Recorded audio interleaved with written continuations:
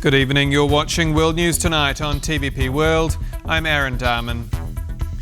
German Chancellor Friedrich Merz will make an urgent dash to Brussels for Friday crisis talks with Ursula von der Leyen and Belgian Prime Minister Bart De Wever. This as De Wever stonewalls the release of Russia's frozen assets and hints to feeling personally threatened by the Kremlin. More in just a moment, but first, the latest headlines.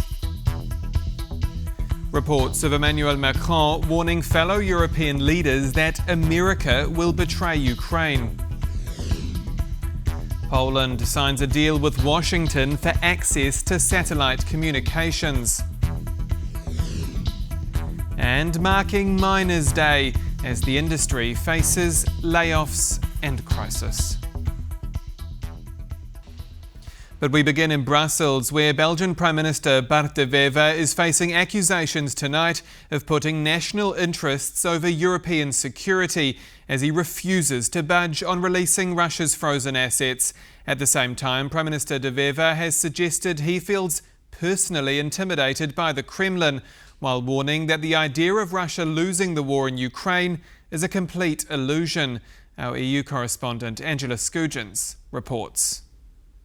German Chancellor Friedrich Merz and European Commission President Ursula von der Leyen will hold an emergency meeting on Friday with the Belgian Prime Minister Bart De Wever after he said he was personally threatened by Russia.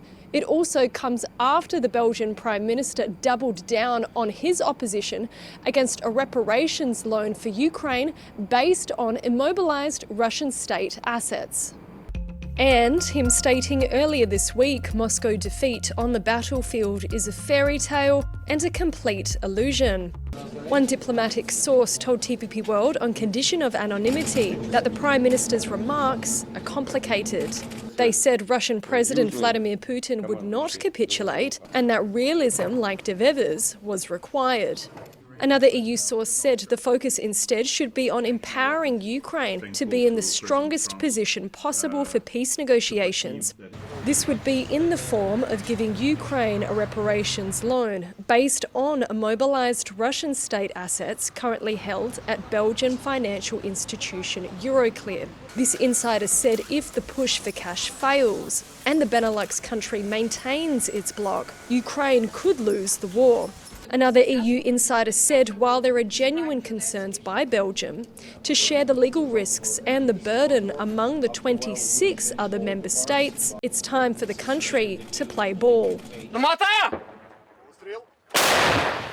Member of European Parliament Andreas Austravicius said it is not up to the Belgian Prime Minister to determine the fate of Ukrainian fighters, and mobilising the country would support Ukraine with its needs on the battlefield and in the federal budget, while sending a strong signal to the Kremlin. He travelled to Russia in 1718 as a mayor of Antwerp. He made some deals, he signed some agreements. I don't take him as a neutral person in this regard. Austravicius went in to question the motives of the Prime Minister, who previously visited Moscow in 2018. According to Belgian newspaper HLN, it was to connect Belgian interpreters with Russian business owners. But the aggressor must be accountable.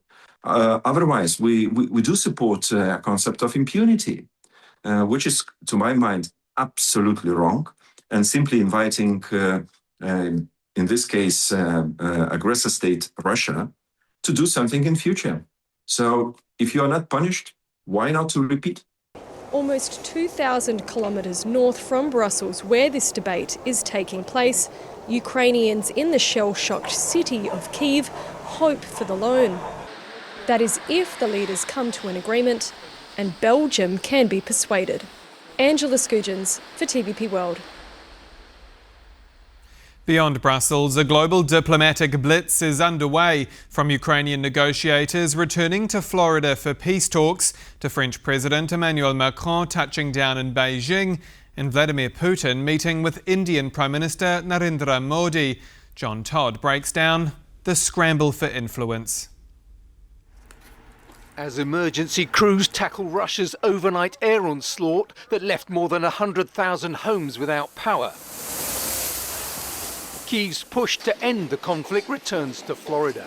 The head of Ukraine's National Security and Defense Council, Rustem Umerov, will later on Thursday sit down with US envoy Steve Witkoff and Donald Trump's son-in-law Jared Kushner, following inconclusive talks at the Kremlin on Tuesday. Analysts say Kyiv will be looking for more support from Washington in the face of Russian intransigence. There is a push for peace from Trump's administration, but it seems that there is one significant obstacle. This is Russia. This is Russian President Vladimir Putin, who doesn't want peace at this stage. We'll see. And also Ukrainians will press again Americans to put more pressure on Russia, not to appease Russia, not to kind of please Russia. The diplomatic push is being reinforced by French President Emmanuel Macron during his trip to China, urging Chinese counterpart Xi Jinping to put pressure on Russia's President Vladimir Putin to end the war. I hope that China will join us in our efforts to achieve as soon as possible at least a ceasefire in the form of a ban on strikes targeting critical infrastructure. Europe and China have a role to play in working with other partners to lay the foundations for global economic governance that is fair, robust and based on rules rather than the law of the strongest. Macron is also wary of Ukraine being sold out by the United States. The German daily Der Spiegel reports that the French president warned European leaders. There is a chance that the US will betray Ukraine on territory without clarity on security guarantees. It coincides with a trip by Vladimir Putin to India, which began on Thursday, his first visit since launching the full-scale invasion of Ukraine. Russia remains India's leading oil supplier, but Donald Trump's tariff crackdown is now squeezing Prime Minister Narendra Modi to downgrade his ties with Moscow. Former Indian Foreign Minister Nirupama Rao told TVP World's On the Record that Modi will convey his country's concern about the war.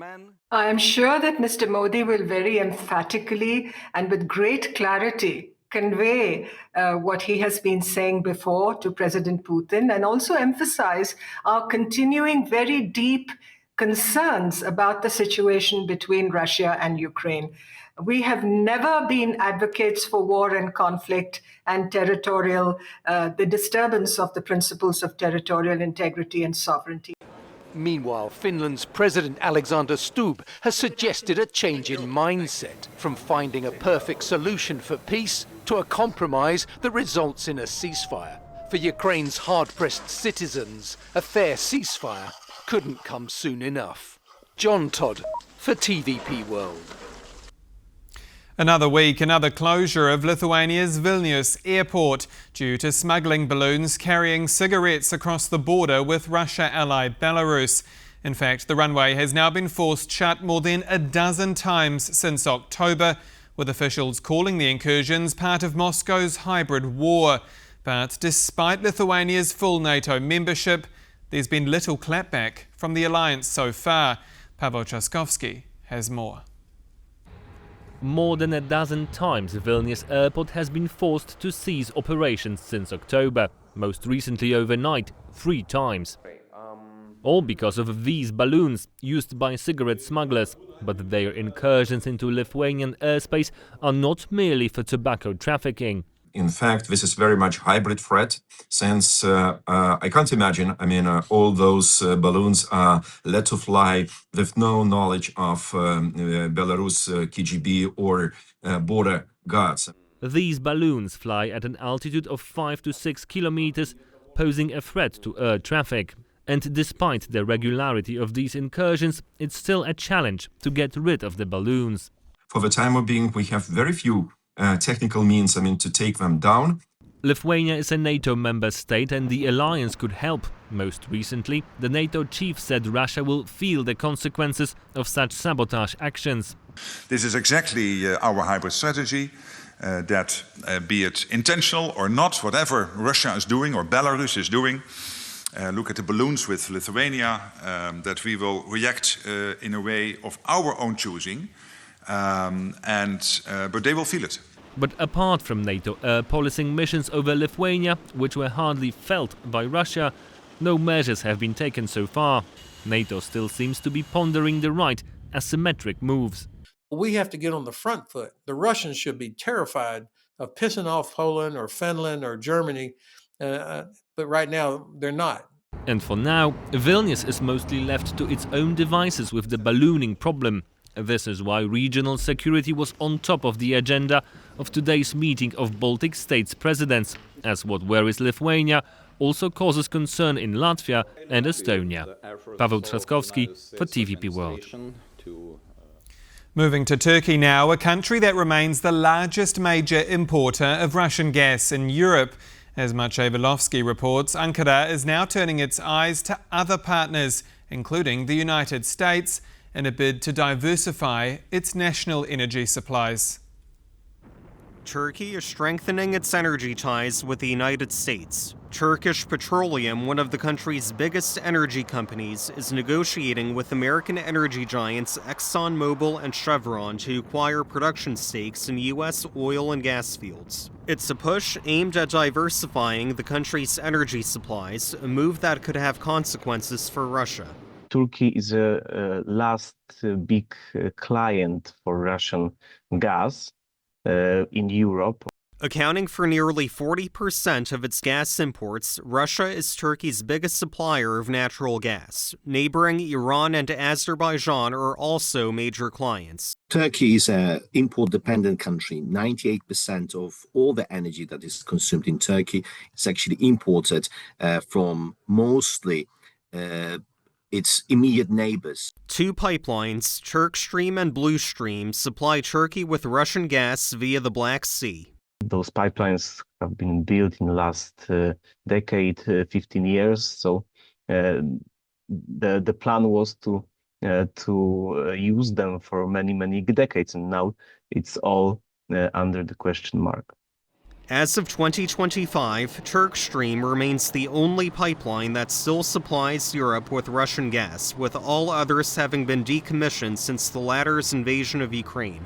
Turkey's diversification push comes amid recent Ukrainian attacks on Russian vessels, including oil tankers, in the Black Sea, some of which have taken place in Turkish waters. Black Sea is a critical corridor for Ankara. The proximity to Turkish borders, Turkish waters, is a concern for this country. The strikes have even unsettled top Turkish officials like President Recep Tayyip Erdogan. It is seen that the war between Russia and Ukraine has reached a point where it clearly threatens navigational safety in the Black Sea. The targeting of commercial ships in our exclusive economic zone signals a worrying escalation. A Turkish deal with American energy companies could increase U.S. influence in the Mediterranean while posing a new strategic challenge for the Kremlin. Maciej Wylowski for TVP World. Poland has formally picked up an invite to the high-powered G20 summit in the United States. After joining the so-called $1 trillion club earlier this year, US Secretary of State Marco Rubio says Warsaw can now take its rightful place at the table in 2027. But there's a catch. South Africa is being frozen out. Natalia Komarov explains. Washington has taken over the presidency of the G20 and it seeks to reshape the format. US Secretary of State Marco Rubio confirmed that Poland will be invited to next year's G20 summit in Miami. Poland, a nation that was once trapped behind the Iron Curtain, but now ranks among the world's 20 largest economies, will be joining us to assume its rightful place in the G20. The G20 is a group consisting of world's 19 biggest economies, as well as the EU and the African Union. Ambitions to join are shared by most political parties in Warsaw. According to the IMF, Polish GDP is set to exceed $1 trillion in 2025, which would indeed put Poland in the place of the world's 20th largest economy. But for now, the invite only applies to the 2026 Miami summit and not the G20 group itself. We are working on it. Just today, I spoke with the British Deputy Foreign Secretary because it's the UK that will hold the presidency next year. However, Rubio's memo does not focus on Poland's economic successes. Instead, it highlights the supposed shortcomings of South Africa, a G20 member which the US plans not to invite. The politics of grievance carried over to South Africa's presidency of the G20 this month, which was an exercise in spite, division and radical agendas that have nothing to do with economic growth. President Donald Trump did not show up at November's summit in Johannesburg, claiming South African authorities are failing to address the alleged white genocide perpetrated against Afrikaners. South African President Cyril Ramaphosa rejects the accusations. He says the US administration fell victim to a disinformation campaign and that it cannot withdraw South Africa's invitation to the G20. We must make it clear that South Africa is one of the founding members of the G20, and South Africa is therefore a member of the G20 in its own name and right. The United States has already called next year's summit theirs, and with Donald Trump's dislike of international organizations, some analysts predict that the format will be weakened. Even if Donald Trump ruins the party, and he could well do so, because I've seen him do it at other parties, you still want to be at the party. You don't want to be outside looking in through the window. So yeah, the G20 still matters. For TVP World, Natalia Komarov. One step into the final frontier, and now Poland wants more, pushing for a national state satellite. That's according to the country's Deputy Defence Minister, speaking exclusively to TVP World's Kazimierz Słyszak, as Warsaw and Washington pen a deal to work closer together on space technology. 3, 2, 1, ignition. The successful launch of the first Polish military satellite last week is making Poland hungry for more, on an even bigger scale. Our ambition is to launch a national communications satellite. It would guarantee a signal not only for the military, but for the entire Polish state. That's a major investment worth billions of euros. We've been working on it for some time, but we can't say more at this stage. But before this national satellite becomes a reality, Warsaw and Washington are tightening their cooperation in the space technology sphere. And we have liftoff of the United Launch Alliance. Poland has joined a few select countries like the UK and the Netherlands in the wideband global SATCOM system, a robust system of satellites of the US Space Force. The agreement means that Poland joins other nations in contributing financially to the system and will help construct a new satellite. We're talking about around $40 million by the end of 2041, so not that much money, in return for full access to the US satellites. First and foremost, this system provides us with an extremely secure military signal. It's very robust against jamming. I'm sure you've heard about various attacks made against our communications. Uninterrupted access to satellite connections is crucial in modern warfare. This is especially visible in Ukraine, when the US briefly pulled its satellite imagery from the Ukrainians earlier this year. The Russian invaders immediately made significant gains in the Kursk region. US satellite systems are a powerful tool, as long as you keep the Americans happy. We're not in Poland because we're good-hearted, kind, wonderful people. We're in Poland because it serves our interests to be in Poland. This is not a charity case. Every measure of US-Polish enhanced relationship, military, commercial, it helps us both. Poland is investing heavily in its defense and security, especially in the face of the ongoing Russian invasion of Ukraine. Poland has also experienced some jamming from the Russian side, for example, near the Kaliningrad region, which is bordering Poland. So uninterrupted access to satellite connections is especially important for Poland's security. From Warsaw, Kazimierz Słyszak, TVP World. Coal mining was once a powerhouse industry in Poland, with St Barbara's Day on December 4 earmarked to celebrate the underground workers. But even as the tradition continues, the reality at the coalface is facing radical change as the country pushes for cleaner energy. Gabriela Jelonek explains. December 4th marks the miners' holiday in Poland called Barburka, or St. Barbara's Day, the patron of miners. Each year, the celebrations begin with an early morning wake-up performance by an orchestra in the streets and a holy mass, primarily in the Silesia region, where most of Poland's coal industry is located.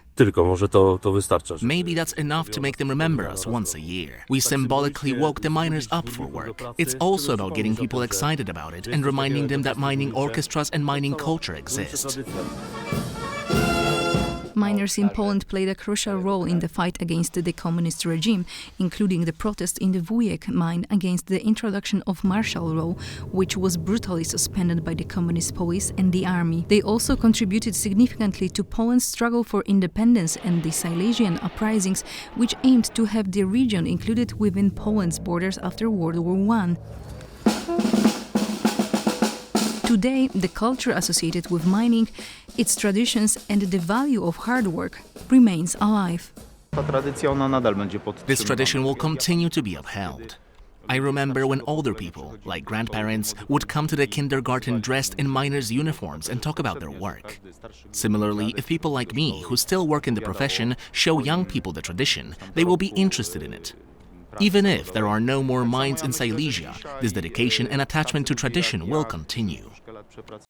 Today, Poland has 23 operating hard coal and brown coal mines, whereas in 2019 it had 43 and in the early 1990s more than 70. But even after these changes, Poland still produces 98% of the EU's hard coal.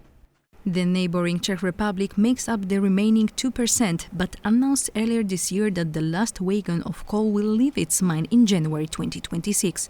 With the Czech Republic's complete phase-out of coal, Poland will become the only EU member state that still mines the resource, at least in its hard, black form. Closing mines requires a transition for all affected regions. The mayor of the Polish city of Wałbrzych and a former mine rescue team doctor says these changes are made somewhat easier thanks to the EU's Just Transition Fund, a program dedicated to supporting mining areas.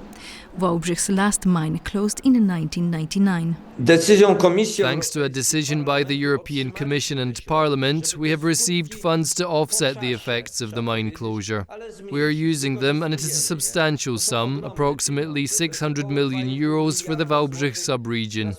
Of course, this won't cover all the negative effects, but it is a form of support. This year, Barburka, with its shadow of past glory, seems to be a bittersweet holiday. On Thursday, the Polish parliament held a debate on a government bill regarding the operation of hard coal mines.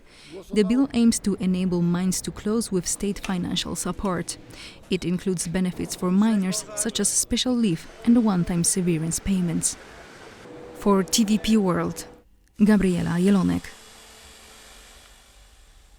We return now to our top story, the frozen asset standoff between the European Union and Belgium. And joining me is Gavin Walsh, CEO of Article 7 Intelligence for Democrats. Good evening to you, sir. Good evening. So Belgian Prime Minister Bart De Wever, he says, well, and I quote, "Moscow has let us know in the event of a seizure, Belgium and I personally will feel the effects for eternity." Does he have a point, or is he buckling to the Kremlin? I will have to ask why he's buckling so much, why he's so open about that. There are many countries facing a much more serious threat than this one in Belgium. Here we are several thousand kilometers from the front. It's very hard to understand why he said that. Initially, he seemed to be talking about the financial aspects, but this seems like somehow Russia has got to him. And this is a very serious situation. He's not acting like a European leader should do. Belgium is a country, of course, that has owes its existence to foreign military intervention several times, protecting it from foreign aggressors. And I think it's important that Belgium recognizes the role of solidarity in European integration. And even if Bart De Wever himself is a Flemish nationalist who wants Flanders to be an independent country rather than Belgium, even Flanders would still be in the same kind of situation and would still need to show solidarity to its European partners and allies. So you think that Moscow has got to Belgium, and what do you think that means for this frozen asset debate? Well, there's something else going on as well, which is the Belgian budget negotiations. And somebody in these negotiations suggested that they increase the tax on interest that is held by banks. And a lot of this extra tax money would actually come from the Euroclear funds that have been frozen and that would be given to Ukraine under this plan. So I think there's something else going on in domestic Belgian politics here. And somebody has thought that, well, maybe these assets would be quite useful to continue to be held in Belgian banks because it would plug their budget hole and save their coalition government. But I think it's time for Belgium to start thinking about the continental European interests and the security of all Europeans, and part of a system that Belgium has benefited tremendously from. On the flip side, could Belgium be making somewhat of a nuanced point here that Moscow may well be reintegrated into the global economy at some point and will then start kicking the legal door down over the release of these assets? I think that's why it was very important that the European Union started to work out systems to protect Belgium from this, and also to start looking at other assets, not just the ones in Belgium, to make sure that everyone is similarly affected. Obviously, in such a situation where Russia was reintegrated, it would still have to be liable for the damage it's caused as part of its war of Russian aggression. That doesn't end just because there is eventually some reintegration of a new system. Vladimir Putin is still charged with various crimes at the International Criminal Court. He would still have to be arrested. He would still have to be tried. These are important points of international law. And if we're going to uphold that international law, it also means that countries that wage wars of aggression have to compensate their victims. But there is also the argument that some would make that Prime Minister De Wever is right, that he actually has the right and even has the obligation to protect his own country's legal standing above all else. But I think that the latest versions of the EU proposals ensure that is still protected. This is not going to affect Belgium. Some of the early drafts might have, but the refined versions clearly show that we can set up special purpose vehicles that can be used to make sure that Belgium isn't hit in this way, and that Euroclear isn't hit in this way, even in the highly improbable situation that any international tribunal would not find against Russia for what is a blatant war of aggression. Who does the buck stop with now then? Because German Chancellor Friedrich Merz, he's heading to Belgium to meet with De Wever and Ursula von der Leyen for crisis talks on Friday. I mean, does or can the EU even deliver more legal guarantees? Or does Prime Minister De Wever simply need to make it work now?